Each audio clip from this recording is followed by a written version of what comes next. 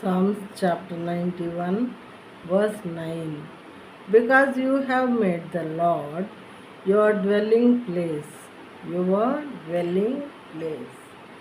the Most High, who is my refuge. యెహోవా నీవే నా ఆశ్రయము అని నీవు మహోన్నతుడైన దేవుని నీకు నివాస స్థలముగా చేసుకొని ఉన్నావు. యెహోవా నీవే నా ఆశ్రయము అని ఆయన మనం నివాస స్థలముగా చేసుకొని ఉన్నాము. నివాస స్థలము అంటే మనం నివసించేటటువంటి ప్లేస్.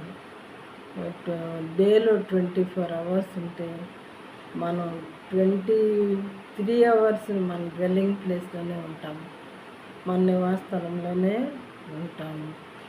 అదేవిధంగా మనం దేవుని కలిగి ఉండేటటువంటి అవర్స్ మరి అంత ఎక్కువగా ఉన్నట్లయితే ఆయన మనల్ని ఎంతగానో ప్రేమించి మనతో సన్నిహిత సంబంధం దేవుడు కలిగి ఉండేవారు కానీ అనుక్షణం మనల్ని ఆదరించేవారు కానీ ఉంటారు. ప్రేమైన వారారా, యెహోవా నీవే నా ఆశ్రయమని నీవు మహోన్నతుడైన దేవుని నీకు నివాస స్థలముగా చేసుకుని ఉన్నావు. వాక్యం వింటున్న సహోదరి సహోదరుడా, మీరు కూడా ఇలా దేవుని నివాస స్థలముగా చేసుకున్నారా? మన నివాస స్థలంలోనే మనం ఎప్పుడూ ఉంటాము.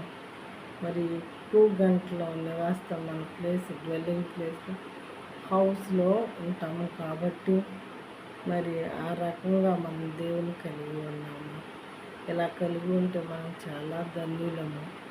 కాబట్టి అలా కలిగి ఉండటానికి మనం ప్రయత్నిస్తే దేవునికి చాలా ఇష్టమైనటువంటి వ్యక్తులుగా మనం ఉంటాము.